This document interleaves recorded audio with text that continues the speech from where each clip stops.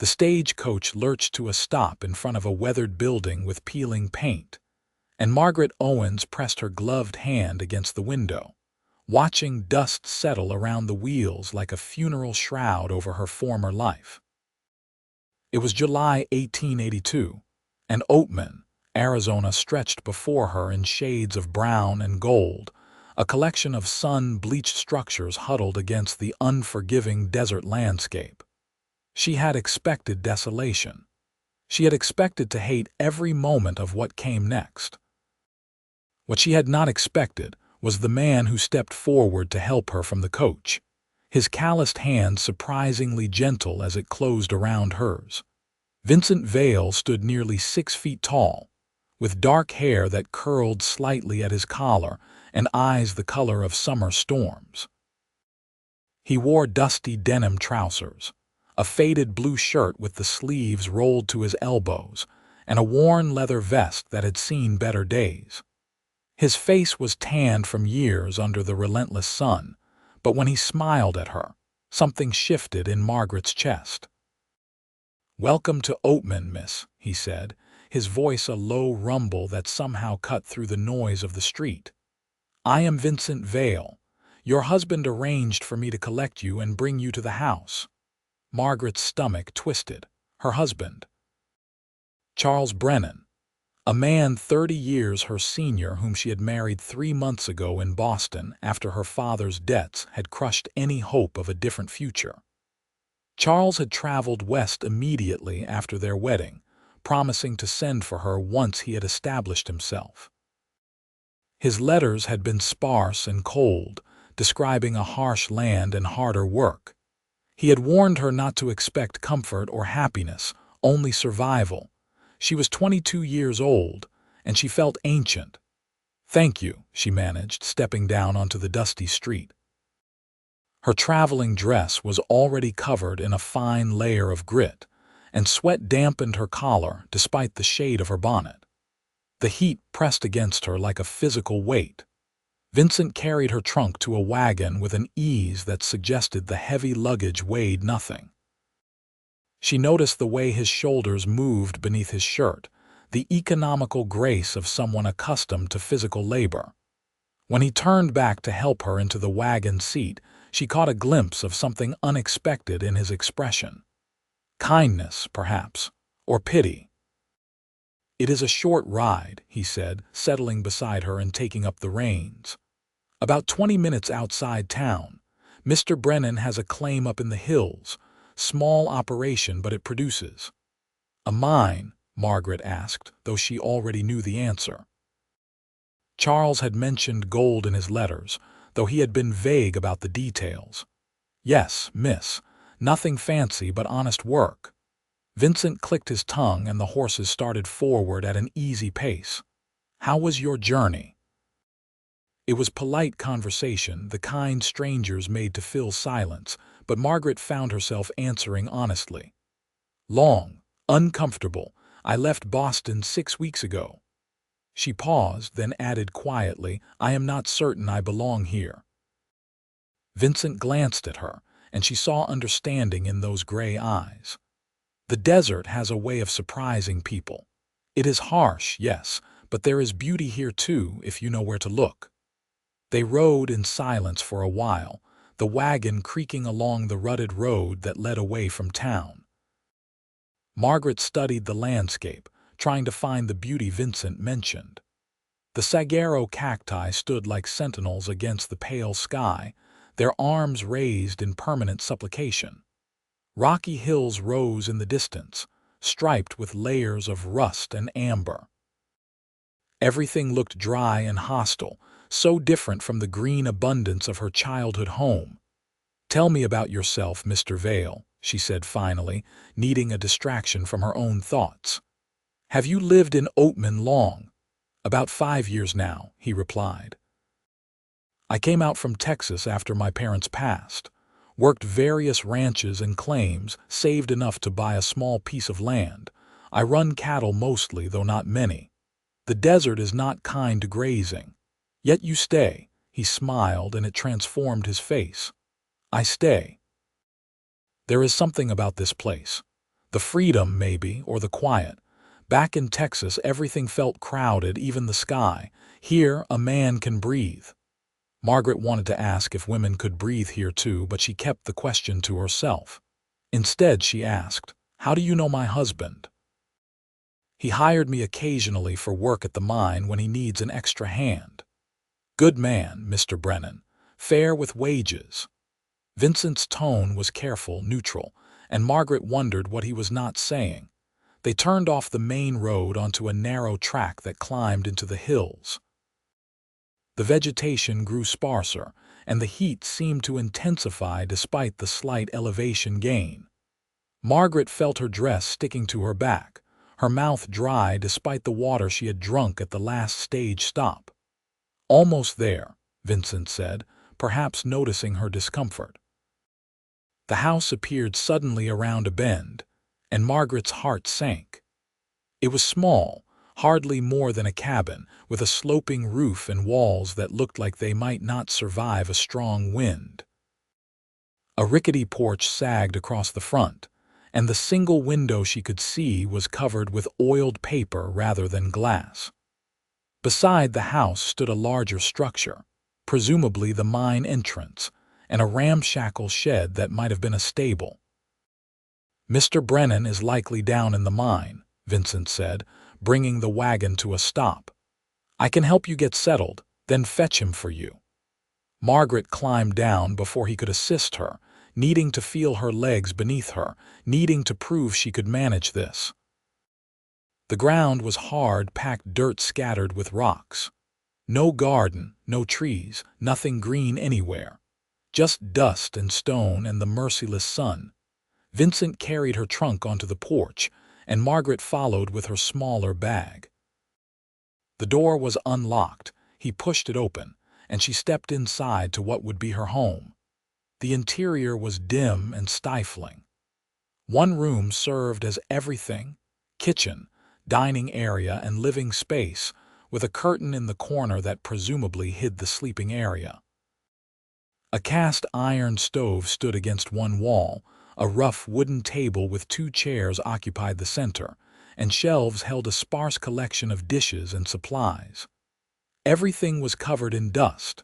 The floor was dirt, packed hard but still dirt. No rugs, no decoration, nothing soft anywhere. "I know it is not much," Vincent said quietly from behind her, "but Mr. Brennan works hard. I am certain he will improve it given time." Margaret turned to face him, and something in her expression must have broken through her careful composure because Vincent's face softened. "Miss Owens, I know this must be difficult, coming so far to such different circumstances, but you are stronger than you think. I can see it in you." "Can you?" Her voice cracked despite her best efforts. "Because I feel quite fragile at the moment, Mr. Vale." "Strength is not the absence of fear or sadness," he said. "It is continuing forward despite them." Before she could respond, footsteps sounded on the porch and Charles Brennan entered the house. He was a tall man, thin and weathered, with graying hair and a beard that needed trimming. His clothes were dirty from the mine, and he smelled of sweat and rock dust. When he saw Margaret, he stopped, his expression unreadable. "Margaret, you arrived safely." It was a statement, not a question, delivered without warmth. "Yes, Charles." She kept her voice steady. "Mr. Vale was kind enough to collect me." Charles glanced at Vincent. "Good, I appreciate it, Vale. What do I owe you?" "Nothing, sir. Happy to help." Vincent nodded to Margaret, his eyes lingering on her face for just a moment longer than necessary. "Miss Owens, welcome again. I hope you will find happiness here." Then he was gone, his boots echoing across the porch and down the steps. She heard the wagon creak as he climbed aboard, the jingle of harness as the horses started moving. The sound faded quickly, swallowed by the vast silence of the desert. Charles stood in the center of the room, looking at her as if she were a puzzle he could not quite solve. "You will need to fetch water from the well," he said finally. "It is behind the house. I will show you. Supper should be ready by sunset. I have beans and salt pork." This was her greeting. This was her homecoming. Margaret felt the last of her hopes crumble like sun-dried clay. The days that followed blurred together in a haze of heat and exhaustion. Charles spent his time in the mine, leaving before dawn and returning after dark, usually too tired for more than a few words before he fell asleep. Margaret cleaned the house as best she could, though fighting the dust was like fighting the tide. She learned to cook on the temperamental stove, to manage the precious water, to exist in the suffocating isolation. She saw Vincent again a week after her arrival. She had walked to the well, struggling with the heavy bucket, when she heard hoofbeats approaching. He rode a sturdy bay horse, sitting the saddle with the easy confidence of someone born to it. When he saw her, he reined in and dismounted in one fluid motion. "Miss Owens." "Good morning, Mr. Vale." She set the bucket down, grateful for the interruption. "What brings you here?" "Business with Mr. Brennan. I sold him some timber for shoring up the mine shaft." He glanced at the house, then back to her. "How are you settling in?" The polite answer would have been fine, adequate managing. Instead, Margaret heard herself say, "It is harder than I imagined." "And I imagined it would be very hard indeed." Vincent's expression grew thoughtful. "Would you like to see something beautiful? I know I promised you the desert had its moments. If you can spare an hour, I could show you." She should have said no. She was a married woman, and riding off alone with another man was improper at best, scandalous at worst. But Charles was deep in his mine and would not even know she had gone. And the thought of seeing anything besides dust and rock made her chest ache with longing. "Yes," she said. "I would like that very much." He helped her onto his horse, then swung up behind her. Margaret had never ridden like this before, seated sideways in front of a man, his arms bracketing her as he held the reins. She could feel the warmth of his chest against her back, smell the clean scent of him beneath the dust. It made her dizzy in a way that had nothing to do with the heat. They rode for perhaps 20 minutes, climbing higher into the hills. The landscape remained harsh, but Vincent pointed out details she had missed. The delicate pink blooms on a hedgehog cactus, the tracks of a coyote in the sandy wash, the shadow of a hawk circling overhead. He spoke quietly, his voice close to her ear, and she found herself leaning back against him without meaning to. "There," he said finally, bringing the horse to a stop. "Look." They stood at the edge of a shallow canyon, and below them spread a scene that stole Margaret's breath. A narrow creek wound through the rocky bottom, and along its banks grew cottonwood trees, their leaves shimmering silver-green in the breeze. Willows clustered in the wet places, and patches of grass glowed emerald against the red rock. Birds called from the branches, and the sound of running water carried up to where they sat. "It is called Verd Creek," Vincent said softly. "One of the few permanent water sources in the area.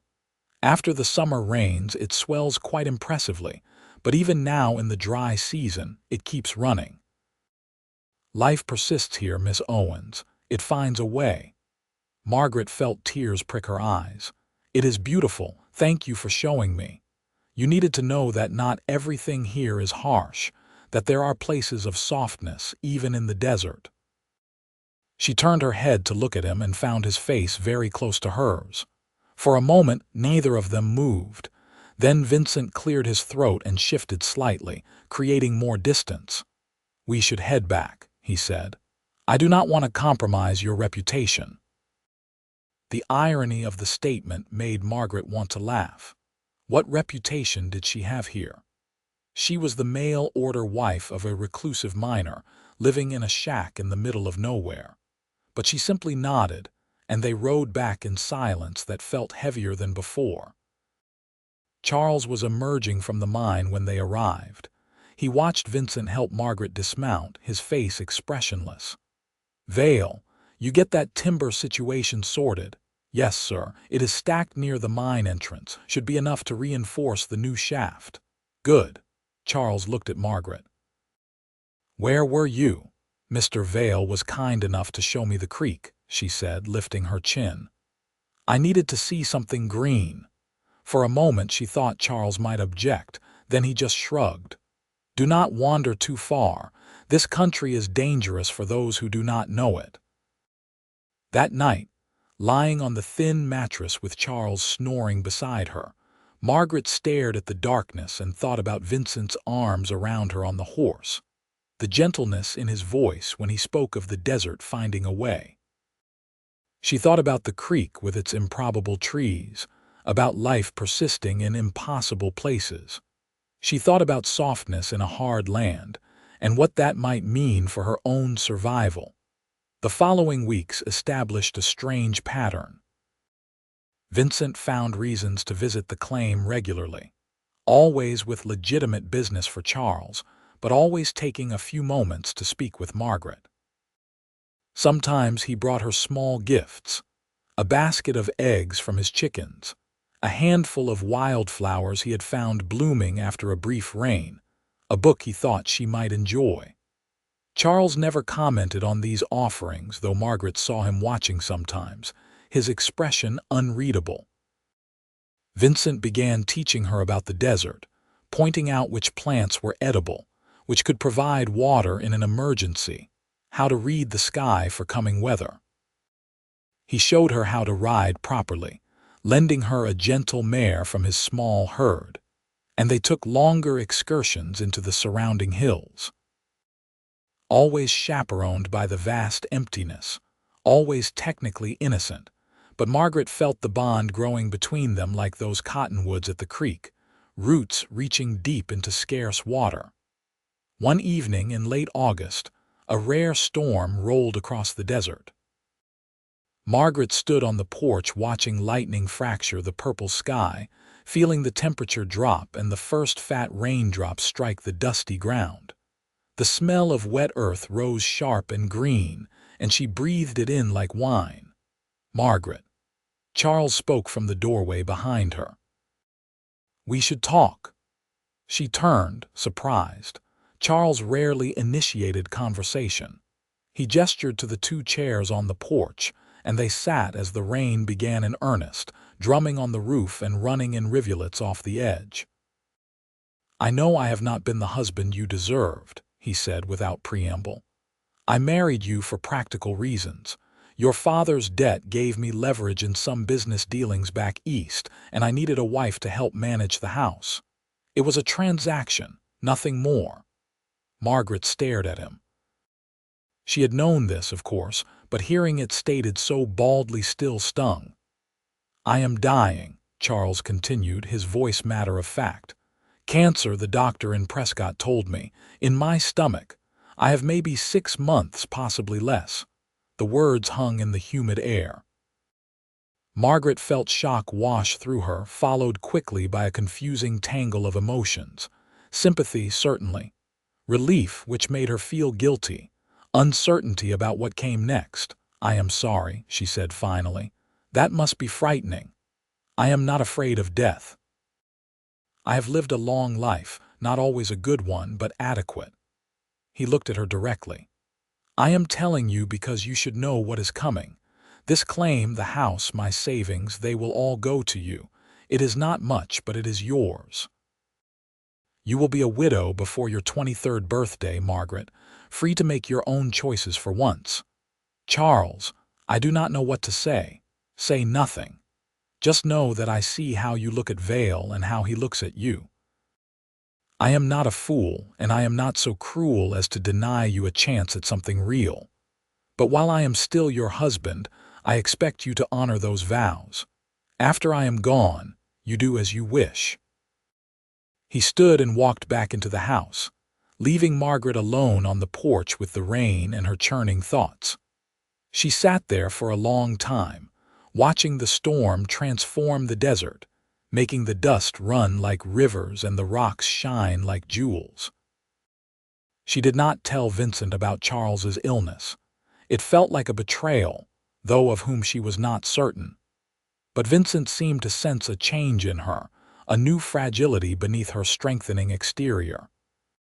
He became even more gentle with her, more careful, as if she were something precious that might break.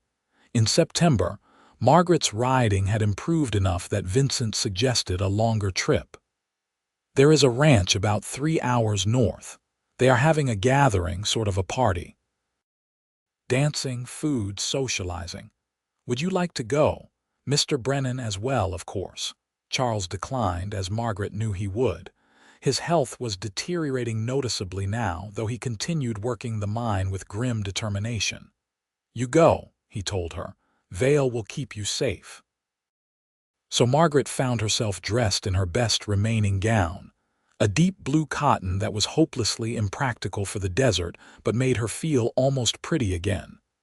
Vincent arrived on his bay horse leading the gentle mare, and his eyes widened when he saw her. Miss Owens, you look lovely. She felt her cheeks warm. Thank you, Mr. Vale, you look quite presentable yourself. He had dressed carefully too, she noticed. A clean white shirt, a black vest, trousers without holes or patches. His hair was freshly washed and combed back from his face. He looked younger somehow, less weathered, and Margaret's heart did a complicated flip in her chest. The ride took them through changing landscapes as they traveled north. The harsh desert gradually softened into rolling grassland, and they passed several ranches with actual green fields and grazing cattle. Other riders joined them on the road, all heading to the same destination, and Margaret found herself the object of curious but friendly attention. Vincent introduced her as Mrs. Brennan, his neighbor, and people seemed to accept this explanation for why a respectable married woman was traveling alone with a single man. The ranch belonged to a family named Sterling, and the gathering was in honor of their daughter's engagement. Lanterns hung from the trees around a large cleared area, and tables groaned under the weight of contributed food.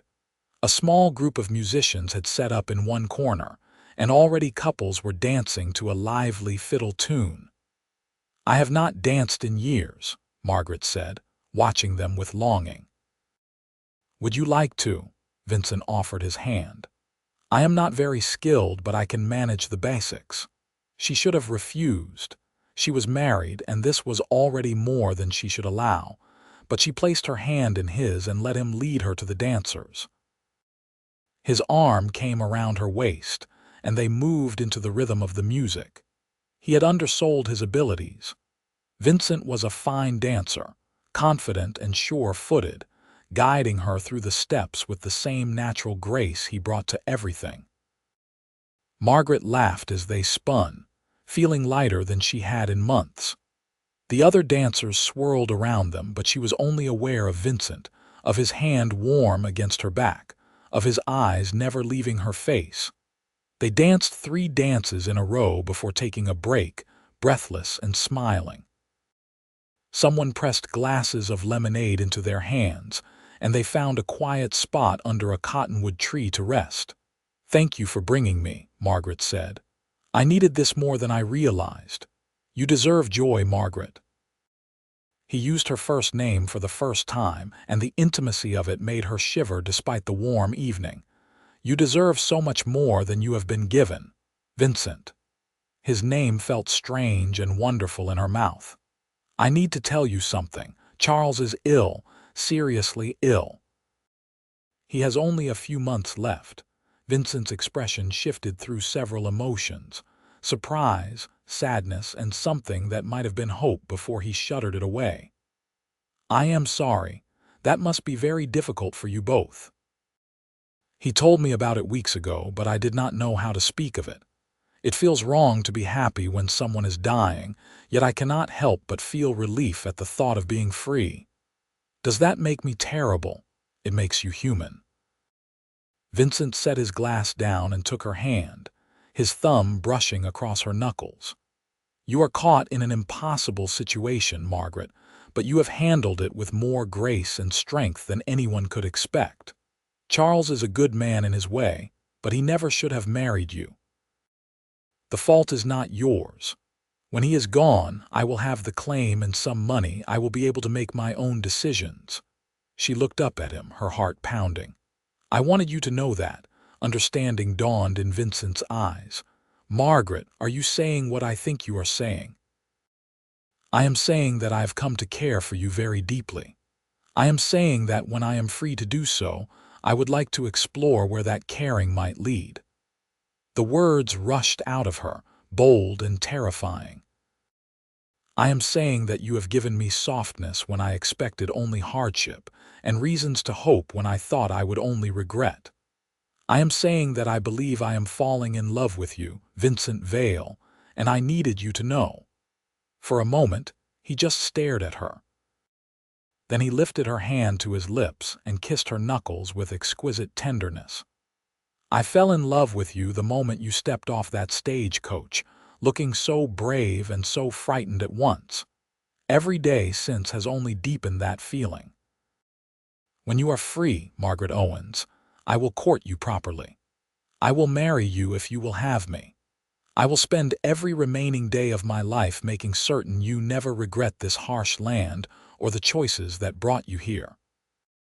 Margaret felt tears sliding down her cheeks, but they were not tears of sorrow. "I will hold you to that promise." They stayed at the party for several more hours, dancing and talking with the other guests, but Margaret felt as if she were floating.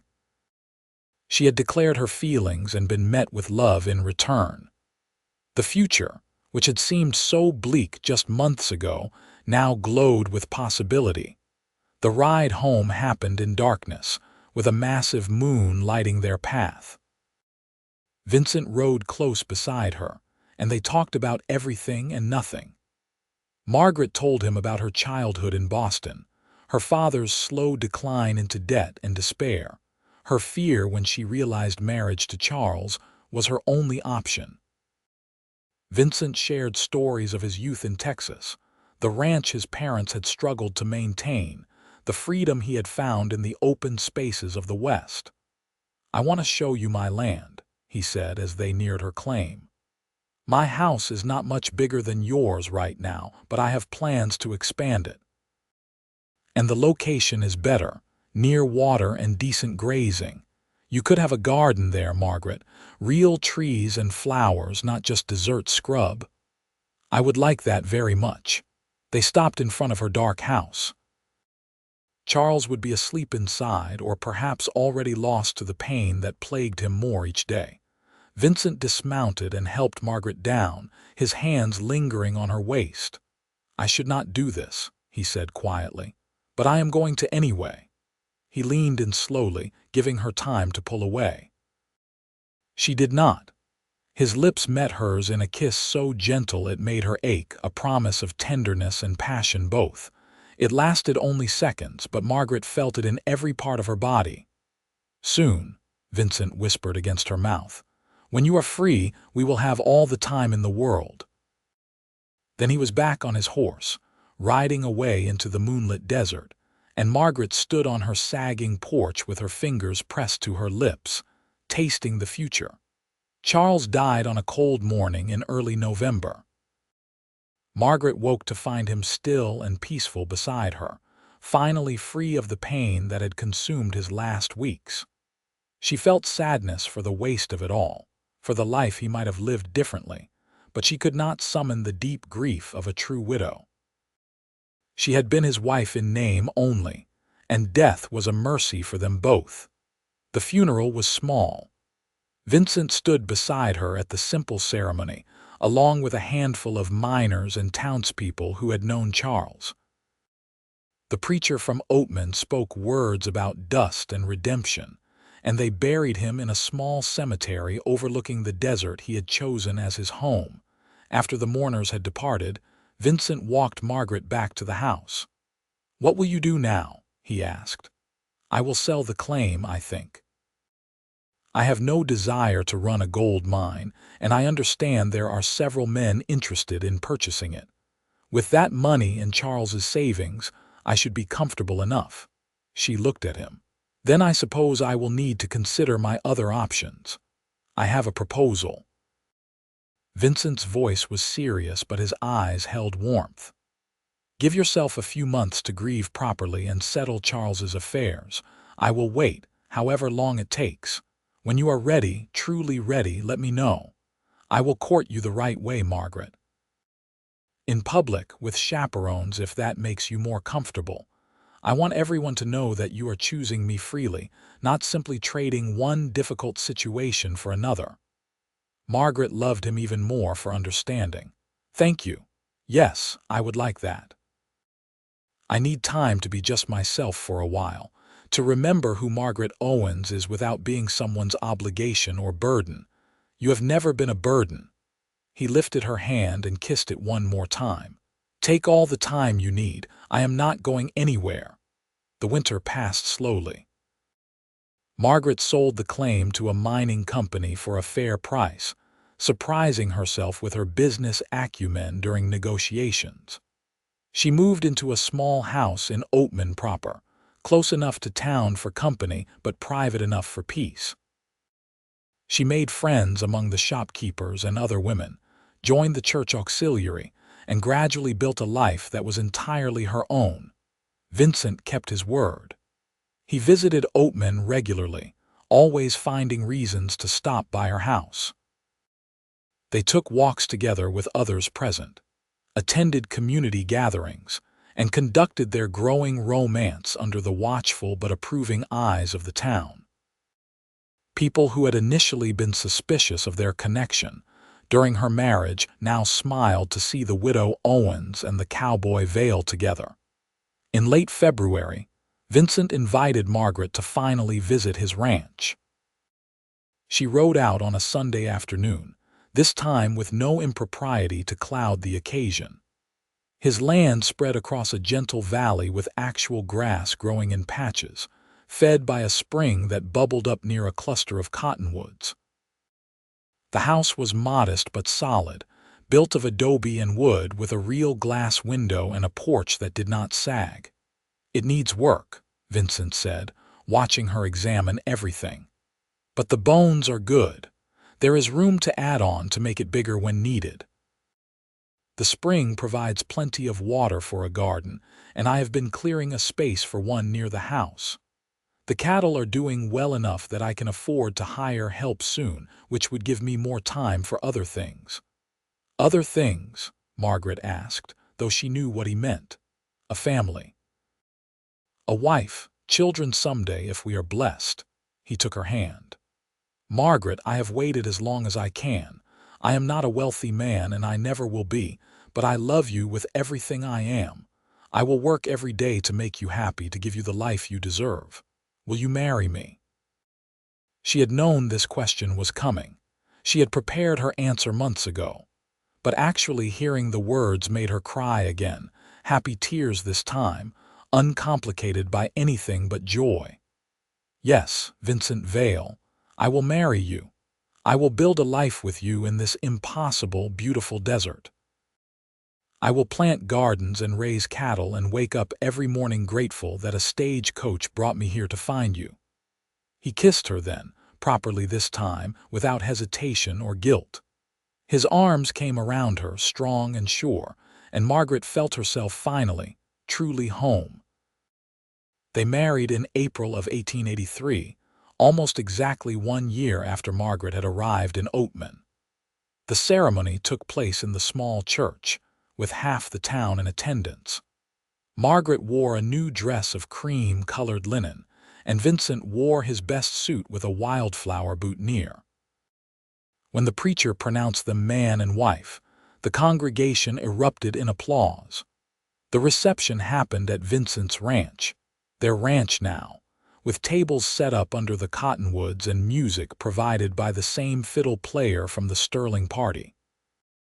Margaret danced with her husband, laughed with friends, and felt happiness so profound it almost frightened her. "What are you thinking?" Vincent asked as they swayed together to a slow waltz. "That I arrived here expecting only hardship and regret, that I was prepared to endure rather than live. But you gave me softness instead, Vincent. You gave me tenderness and patience and love. You gave me reasons to hope and dream and believe in good things. I have no regrets, not a single one. The desert is still harsh, he reminded her gently. Life here will still be difficult sometimes. I cannot promise you luxury or ease. I do not need luxury. I only need you and this land and the chance to build something real. She looked up at him. I am stronger now than I was, Vincent, strong enough to face whatever comes. You helped me find that strength. You always had it. I just showed you where to look. They moved into their life together with the easy rhythm of people truly suited to each other. Margaret planted her garden, nurturing tomatoes and squash and beans from the good earth. Vincent expanded the herd and hired a young man to help with the heavier work. Together they added 2 rooms to the house, including a proper bedroom and a parlor with built-in bookshelves. Margaret discovered she had a talent for working with horses, and she began training the gentler animals to saddle, selling them to families in town. Vincent proved to be a natural teacher, showing her the tricks of the trade with infinite patience. They worked side by side in the breaking pen, their laughter carrying across the valley. The desert revealed its secrets to her slowly. Margaret learned the names of every plant and creature, memorized the patterns of weather and season. She watched summer storms roll across the mountains, saw winter dust, devils dance in the valleys, felt spring wildflowers carpet the hills in impossible colors. The land that had seemed so hostile became familiar, then beloved. In the autumn of their first year together, Margaret realized she was pregnant. She told Vincent one evening as they sat on their porch watching the sunset paint the sky in shades of coral and gold. His face transformed with wonder, and he pulled her close, his hand splaying across her still flat stomach. "A baby," he whispered. "Our baby." "Are you happy?" she asked, though she could see the answer in his eyes. "I am beyond happy. I am grateful and amazed and terrified in the best possible way." He kissed her temple. "You are going to be an extraordinary mother, Margaret." The pregnancy was not easy. Morning sickness plagued her for months, and the heat of the following summer made her swell and ache. But Vincent hovered over her with such devoted attention that she could not help but laugh at his worry. He brought her cool water and fanned her in the evening, rubbed her back when it hurt, and read to her from books ordered specially from Phoenix. Their son was born in late May of 1884, during a rare spring rainstorm that broke the dry spell. Margaret labored through the night with the help of a midwife from town, and Vincent paced outside until the baby's first cry brought him running. The boy was perfect and healthy, with his father's gray eyes and his mother's determined chin. "What should we name him?" Vincent asked, cradling the tiny bundle with almost comical care. Margaret smiled, exhausted but triumphant. "Matthew. It means gift of God, and he certainly is that." "Matthew Vale." Vincent tested the name. "I like it. Welcome to the world, little Matthew. Your mother and I are going to give you the best life we can manage." Motherhood changed Margaret in ways she had not anticipated. She became fiercer, more determined to protect the life they had built. When a drought threatened their water supply, she organized a community effort to deepen several wells. When a group of drifters caused trouble in town, she joined other women in demanding the sheriff take action. She was no longer the frightened girl who had stepped off the stagecoach expecting misery. She was a woman who had found her place and her power. Vincent watched her transformation with pride and love. "You are magnificent," he told her one night as she nursed Matthew in the rocking chair he had built for her. "Have I mentioned that lately?" "Not since this morning," she replied with a smile, "but I never tire of hearing it." "I was thinking," he said, settling onto the floor beside her chair. "We should expand the ranch. I have been talking with some of the neighboring spreads, and there is opportunity for cooperation. If we pool resources for certain things like bulk feed purchases and shared equipment, everyone benefits. It would mean more work, but also more security. I think that is an excellent idea. We could also consider adding sheep to the cattle. The grazing patterns are different, so they would not compete as much for resources.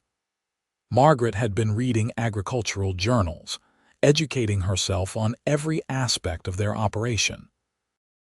They talked long into the night, planning and dreaming, their sleeping son a warm weight in Margaret's arms. This was partnership, Margaret realized. This was what marriage should be. Two people building something together, each bringing their strengths to the union. The years passed in a rhythm of seasons and small triumphs. Matthew grew into a bright, curious boy who loved the ranch and everything on it. When he was 3, Margaret became pregnant again, and their daughter was born on a crisp October morning. They named her Caroline, and she had her mother's dark hair and her father's easy smile. The ranch prospered slowly but steadily. Vincent's cooperative arrangement with neighboring ranchers proved successful, and their reputation for quality livestock spread throughout the territory. Margaret's garden expanded into a small orchard, with fruit trees that seemed impossibly lush in the desert landscape. She sold preserves and dried fruit in town, developing a loyal customer base. They added more rooms to the house as the children grew, until it was a proper home with separate bedrooms and a large kitchen with a modern stove ordered from a catalog. Vincent built a covered porch that wrapped around 2 sides of the house, creating shade and outdoor living space. Margaret filled it with chairs and tables, plants in pots and wind chimes that sang in the evening breeze. Life was not without challenges. A flash flood destroyed part of their fence line one summer, requiring weeks of work to repair. A winter illness swept through the territory, and they spent anxious days nursing both children through fevers. The isolation could still feel heavy sometimes, especially when Margaret remembered the social life of her Boston youth. But through every difficulty, Vincent was there. His love remained steady and sure, a foundation she could always count on. He had kept every promise he made to her on the porch of the Sterling Ranch. He made her laugh daily, supported her dreams, and never once gave her reason to regret choosing this life with him. On their 5th wedding anniversary, Vincent took Margaret back to Verde Creek, the place he had first shown her when she was new to the desert and drowning in despair. They left the children with a trusted neighbor and rode out together in the early morning. The creek looked much as it had that first day, though perhaps the trees were a bit taller, the water a bit lower due to the seasonal cycle. They dismounted and walked to the bank, and Vincent pulled a small box from his saddlebag. "I know we already have rings," he said, opening it to reveal a delicate silver bracelet. "But I wanted to give you something to mark these 5 years. 5 years since you took a chance on a dusty cowboy with more heart than money." The bracelet was beautiful, etched with a pattern of leaves and flowers. Margaret held out her wrist and Vincent fastened it carefully. "It is lovely. But Vincent, you have given me so much more than jewelry. You have given me a home and a family and a life I love. You have shown me that softness and strength can coexist, that difficult places can become beloved. I would choose you again, every single time. Even knowing what you know now, the hard work and the isolation and the endless dust, especially knowing what I know now." She moved into his arms, fitting against him with the ease of long familiarity. "This life is real, Vincent. It has substance and meaning. My life in Boston was all surface, pretty dresses and empty conversations. Here, everything matters. Every seed I plant, every animal we raise, every day with you and the children. This is the life I was meant for. I just did not know it until that stagecoach brought me to Oatman." They stood together by the creek, listening to the water and the birds, feeling the desert sun warm on their shoulders. This moment was perfect in its simplicity, and Margaret tried to memorize every detail. The feel of Vincent's arms around her, the smell of cottonwood leaves, the play of light on moving water. "I want more children," she said suddenly, "if we are blessed with them. I want to fill our house with life and laughter." Vincent smiled against her hair. "I want that too. However many come, we will love them all." They rode home slowly, stopping to watch a hawk hunt and to examine a blooming barrel cactus. The afternoon sun slanted golden across the valley as their house came into view, and Margaret felt her heart swell with contentment. This was home. This was where she belonged.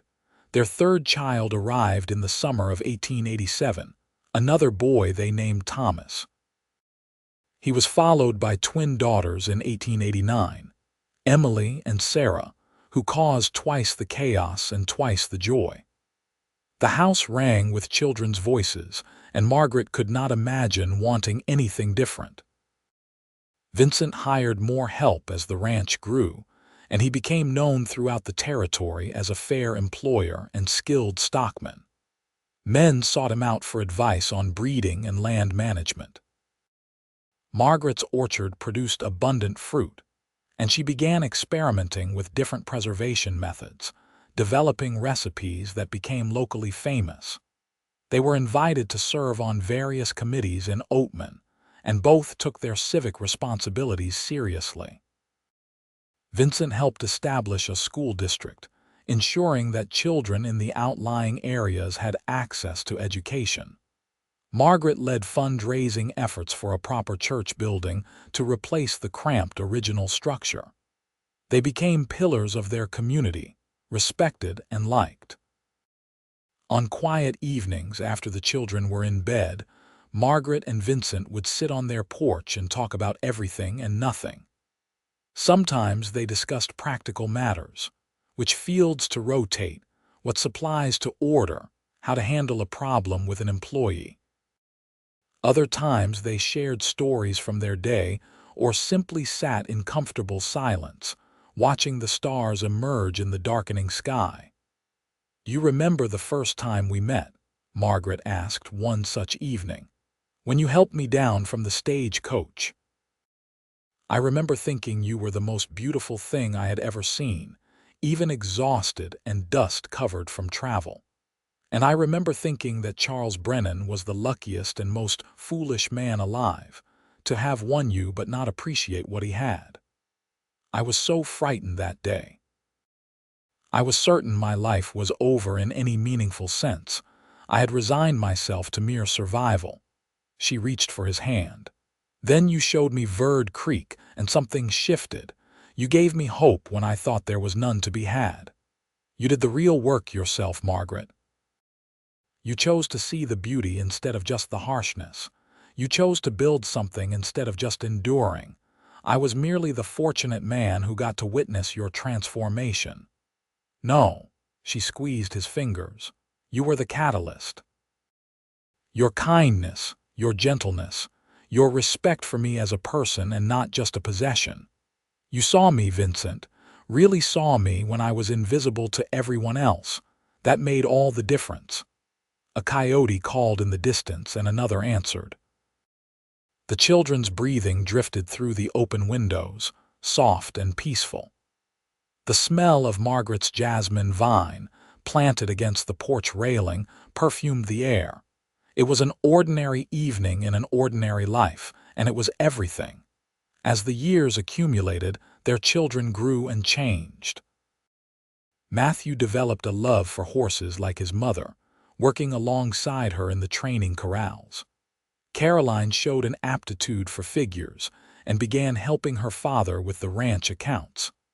Thomas was the adventurous one, always exploring and bringing home treasures from his expeditions.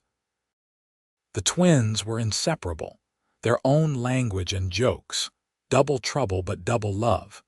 Margaret and Vincent adapted to each new stage of parenthood, finding joy in watching their children develop into individual people. They maintained a united front on discipline, while allowing plenty of freedom for exploration and growth. The ranch became a place where neighborhood children gathered, drawn by the warmth and acceptance they found there. In 1892, when Matthew was 8 and the twins were 3, Vincent's ranch was finally profitable enough to be considered truly successful. They celebrated by taking the entire family to Phoenix for a week, staying in a hotel and seeing the sights of the growing city. The children were amazed by the tall buildings and busy streets, but they were also happy to return home to the familiar desert. "I think they are truly our children," Margaret said on the journey back.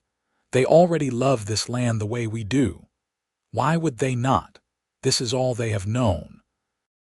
Vincent glanced at her from the wagon seat. "But I understand what you mean. They have the desert in their blood now the same way we do." Margaret thought about that phrase, the desert in their blood. It was true. The harsh land had shaped them, tested them, and ultimately strengthened them. Her children would grow up tough and resourceful, able to find beauty in spare places and life in difficult circumstances. They would carry this landscape with them always, no matter where life took them, but she hoped they would stay. She hoped they would choose this place and this life, would build their own families in these valleys and hills. There was room enough for all of them, space to grow and flourish. One evening in the spring of 1893, when the children were playing outside and the sunset painted the sky in shades of rose and amber, Vincent pulled Margaret close on the porch swing he had installed the previous summer. "I have been thinking about the future," he said. "Our future and the children's. This ranch can support all of them if they want to stay. We could divide the land or work it cooperatively. Whatever they choose, there is enough here for everyone." "You are assuming they will want to ranch," Margaret pointed out. "They may have different dreams." "True. And if they do, we will support those dreams just as fiercely. But I hope at least some of them will want to continue what we have built. This place represents so much, Margaret. Not just land and livestock, but proof that difficult things can become beautiful with effort and love." "Like us," she said softly. "Like us." He kissed the top of her head. "I never imagined I would be this happy. When I came to Arizona, I was just looking for space and freedom. I had no idea I was looking for you, too, that you would arrive on a stagecoach one day and change everything. I was so lost when I arrived. I felt like my life had been decided for me, that I had no agency or choice, and in some ways that was true. I did not choose to marry Charles or to come west, but I chose you, Vincent. That was the first real choice I made for myself, and it led to all the other good things. The ranch, the children, this life. It all came from that one decision to take a chance on love." They sat together as darkness fell, the swing moving gently, their children's laughter carrying on the evening air. The desert surrounded them, vast and ancient, indifferent to human joy or sorrow. But they had carved out a space within it for tenderness and hope, had created an oasis of softness in a hard land. The stars emerged one by one, familiar constellations marking the season and the hour. Margaret knew their names now, had learned to navigate by them when necessary. She knew how to read weather in cloud formations, how to find water by watching birds, how to survive in this seemingly hostile place. But more importantly, she had learned how to thrive. "Thank you," she whispered to Vincent. "For what?" "For being soft when the world was hard. For giving me no reasons to regret when I expected only hardship. For loving me when I felt unlovable. For showing me that difficult places can become home." Vincent turned her face toward his and kissed her with the passion that had never dimmed despite years and children and the daily work of living. "Thank you for choosing me, for seeing past the dust and sweat to the man underneath, for building this life with me, for being my partner in every sense of the word. They would sit on that porch together for decades more, watching their children grow and bring their own children home to the ranch. They would weather droughts and floods, economic downturns and personal losses. They would celebrate anniversaries and birthdays, mourn the passing of friends, and work tirelessly to maintain what they had built. But in that moment, they were simply Margaret and Vincent, a woman who had arrived expecting nothing and a man who had given her everything. The desert wind whispered through the cottonwoods, carrying the smell of sage and possibility. Somewhere a nightbird called, its song echoing across the valley. The house behind them glowed with lamplight, warm and welcoming.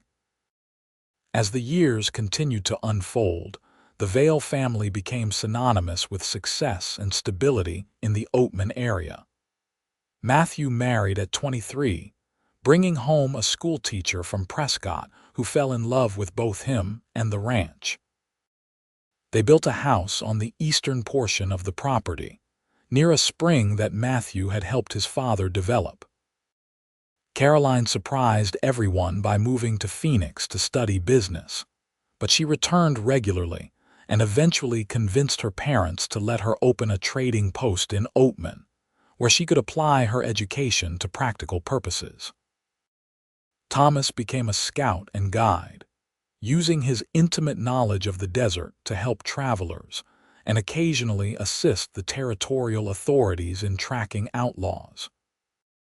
The twins, Emily and Sarah, both married brothers from a neighboring ranch, creating a complex and joyful extended family situation that kept everyone on their toes. By the time Margaret and Vincent reached their 20th wedding anniversary, they had 7 grandchildren and another on the way. The original house had been expanded so many times it was difficult to tell where the first structure ended and the additions began. Vincent had finally built Margaret the library she had always wanted, a room lined with bookshelves and fitted with comfortable chairs and good lamps. She spent her evenings there, reading or writing letters to friends scattered across the territory and beyond. Vincent's hair had gone gray at the temples, and lines creased his face from years of sun and laughter. Margaret's hands bore the calluses and scars of hard work, and her face had tanned to a permanent bronze. But when they looked at each other, they saw past the marks of time to the essential people beneath, and the spark between them remained bright. One afternoon in late October, Margaret found herself alone in the house for a rare moment. The children and grandchildren had gone to town for some festival or another, and Vincent was checking fence lines with Matthew. She walked through the quiet rooms, touching familiar objects, remembering. The kitchen, where she had learned to cook on that temperamental stove, now boasted a modern range and ample counter space. The parlor held comfortable furniture and photographs of 5 children in various stages of growth.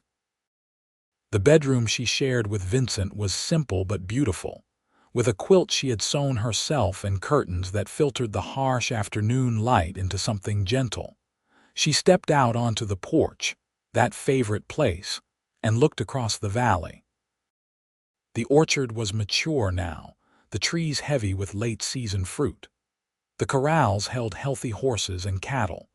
The barn Vincent had built with Matthew stood solid and true. Everywhere she looked, she saw evidence of lives well lived, of effort rewarded, of love made manifest. A movement caught her eye, and she saw Vincent riding toward the house, his posture in the saddle still straight and sure despite his years. He waved when he saw her, and she waved back, feeling the same flutter in her chest that she had felt on that first ride to Verd Creek so many years ago. He dismounted with only slightly less grace than he had possessed at 30, tethering his horse and climbing the porch steps to pull her into his arms. "What are you thinking about, standing here all alone?" he asked. "Everything. Nothing." How strange life is, how it takes us places we never imagined. She leaned into his embrace, fitting against him as naturally as breathing. I was remembering the woman I was when I arrived here. She seems like a different person now. She was a different person. You transformed yourself, Margaret. You took the circumstances you were given and made something beautiful from them. We made something beautiful, she corrected. Together. I could not have done any of this without you. They stood together on the porch, two people who had somehow found each other across distance and difficulty, who had chosen love when easier options existed, who had built something lasting in an impermanent world. You ever regret it? Vincent asked quietly. Do you ever wonder what your life might have been if you had stayed in Boston, if you had found some way to avoid marrying Charles and coming west? Margaret considered the question seriously, giving it the weight it deserved. Sometimes I wonder about alternate paths, the way anyone does. But regret? No. Never. This life, Vincent, this exact life with all its challenges and joys has made me who I am, and I love who I have become. I love what we have built. I love our children and our grandchildren and this impossible desert that taught me to be strong. I love you more than I thought it was possible to love another person. How could I regret the path that led me to all of this? Even though it started with hardship, even though you were forced into circumstances you did not choose, even then. Because you gave me softness when the world was hard, Vincent. You showed me that difficult beginnings do not determine endings. You proved that love can transform anything, even a heart as broken as mine was. So no, I have no regrets, only gratitude. The sun was setting now, painting the sky in those familiar shades of gold and coral and purple. The desert air cooled quickly as darkness approached, and Margaret shivered slightly. Vincent immediately pulled her closer, his warmth enveloping her. Let us go inside, he suggested. I will make us some coffee and we can sit by the fire and be old together. Margaret laughed at that. We are not old. We are merely seasoned. Seasoned, I like that. He kept his arm around her as they walked into the house, into the warmth and light of the home they had created together. That night, lying in their bed with Vincent's steady breathing beside her, Margaret thought about the journey that had brought her here. The fear and despair of her first marriage, the slow awakening to possibility, the gradual transformation from victim of circumstance to architect of her own destiny. And through it all, Vincent, patient and kind, offering her softness in a hard world, giving her reasons to hope when she expected only regret. She had arrived in Oatman, Arizona as Margaret Owens Brennan, a frightened mail-order bride resigned to unhappiness. She had become Margaret Vale, rancher, mother, grandmother, partner, and friend. She had learned that home is not a place you come from but a place you build. She had discovered that love can exist even in harsh landscapes, that tender things can flourish in unlikely soil. The desert wind whispered at the windows, and somewhere in the distance, a coyote sang to the moon. These sounds were as familiar to her now as her own heartbeat, part of the rhythm of her life. This land had tested her and shaped her, had demanded everything and given back more than she imagined possible. She reached out in the darkness and found Vincent's hand, lacing her fingers through his even in sleep. This was her anchor, her home, her heart. This man who had seen her at her lowest and loved her anyway. This man who had kept every promise and added promises she had not thought to ask for. This man who had given her a life worth living and love worth celebrating. As sleep pulled her under, Margaret's last conscious thought was simple and profound. She was happy. Completely, utterly, profoundly happy. And that happiness was not despite the hardships she had faced, but in some ways because of them. The struggles had taught her what mattered. The difficulties had shown her what she was capable of surviving and surpassing. The harsh beginning had made the beautiful middle and ending all the sweeter. She had arrived expecting hardship and regret, prepared to endure rather than live. The cowboy had given her softness and no reasons for regret, had shown her how to thrive rather than merely survive. And in doing so, he had given her the greatest gift possible: a life fully lived, a heart fully engaged, a love fully realized. The seasons turned, as they always do. The ranch continued to prosper under the combined efforts of the growing Vale clan. Vincent and Margaret aged gracefully, their love deepening with each passing year rather than diminishing. They watched their grandchildren grow, welcomed great-grandchildren, and saw their legacy spread across the valley they had helped cultivate. On their 30th wedding anniversary, the family gathered for a celebration that lasted an entire weekend.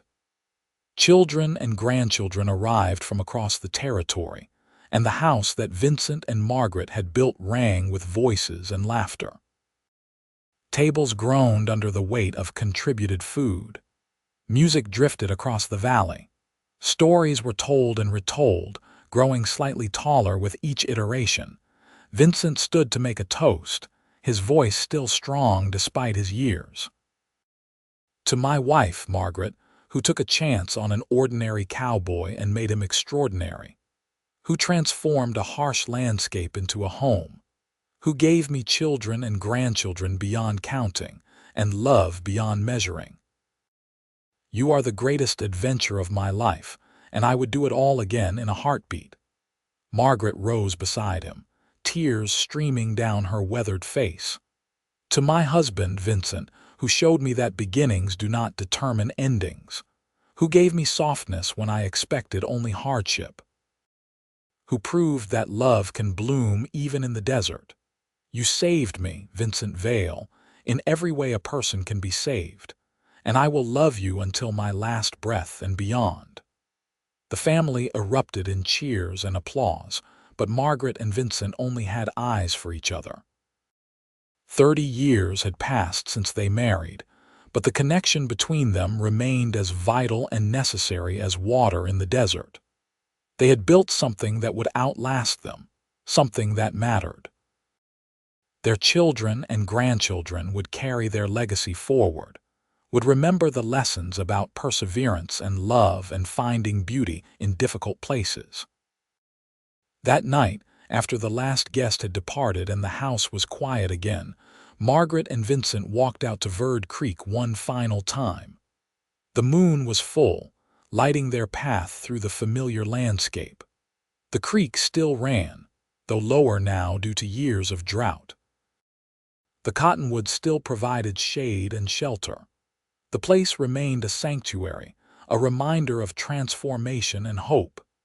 "Thank you for bringing me here that first time," Margaret said, standing on the bank where her life had begun to change.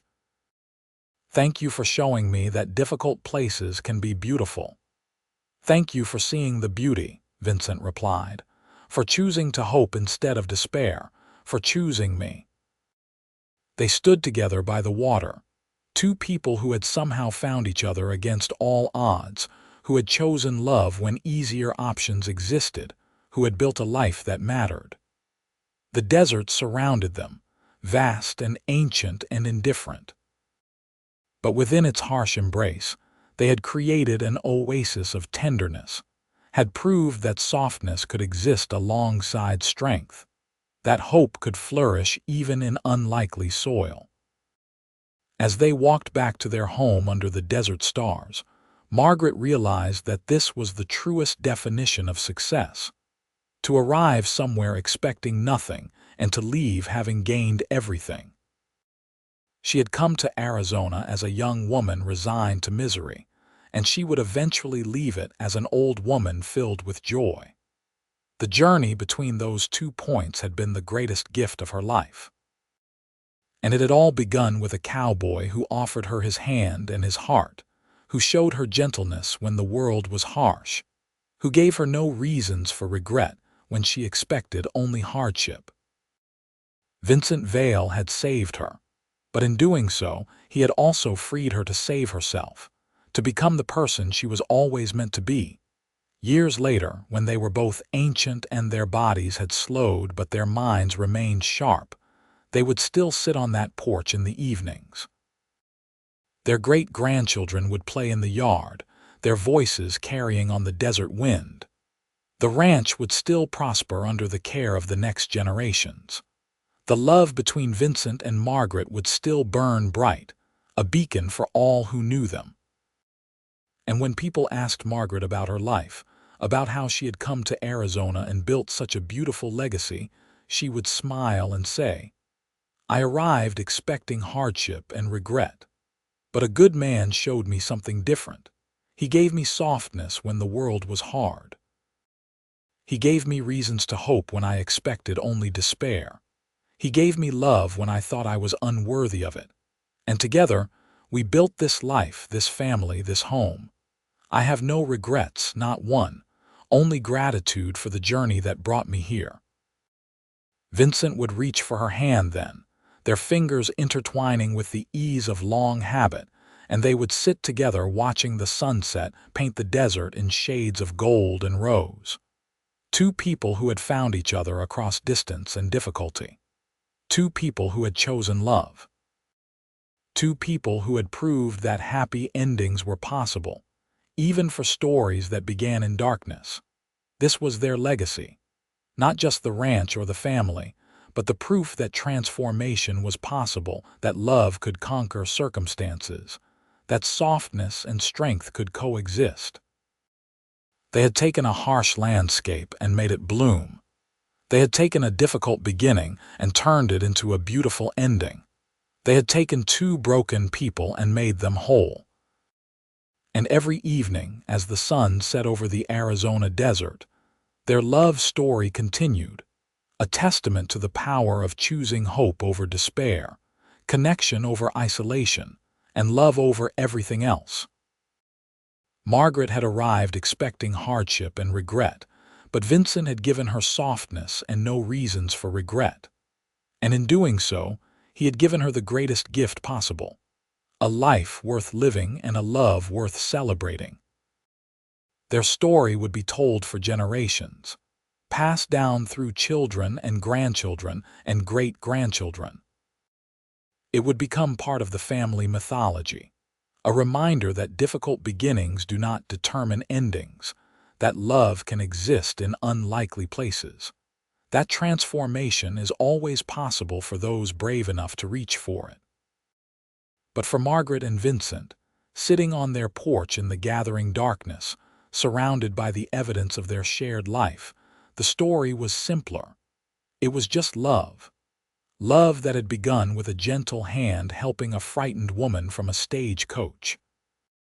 Love that had grown despite impossible circumstances. Love that had deepened with every passing year until it became the foundation upon which everything else was built. The desert wind whispered through the cottonwoods, carrying the scent of sage and possibility. Stars emerged in the darkening sky, familiar constellations marking the turn of seasons. The house behind them glowed with lamplight, warm and welcoming. And Margaret and Vincent sat together, two people who had somehow found each other, who had chosen love, who had built something beautiful and lasting in a harsh and unforgiving land. This was their triumph. This was their legacy. This was their love story, simple and profound, difficult and beautiful, a testament to the transformative power of choosing softness over hardness, hope over despair, love over everything else. And it would endure long after they were gone, a reminder that even in the harshest landscapes, love can bloom. Even in the most difficult circumstances, happiness can be found. Even when you arrive expecting hardship and regret, you might just find softness and no reasons for regret at all. The moon rose higher, bathing the valley in silver light. The children slept peacefully in their beds. The cattle grazed quietly in the fields. The horses dozed in the barn. Everything was as it should be, a life well lived, a love well earned, a story with a happy ending. And on their porch, beneath the vast Arizona sky, Margaret and Vincent sat together, their hands intertwined, their hearts beating in rhythm, their souls perfectly aligned. They had arrived at their ending, but what an ending it was! Full of love and family and joy, proof that sometimes the hardest journeys lead to the most beautiful destinations, that sometimes the most unlikely people find the truest love. This was happiness. This was home. This was everything they had worked for and dreamed of and built together, one day at a time, one choice at a time, one act of love at a time. And it was perfect, not despite its difficulties but because of them, not in spite of the harsh beginning but enriched by it. Margaret Owens had arrived in Oatman, Arizona, expecting hardship and regret. Margaret Vale had found softness and no reasons for regret. And in that transformation lay the heart of their story, the essence of their love, the truth that would outlast everything else. That love can transform any circumstance, heal any wound, and turn any desert into a garden if given the chance to grow.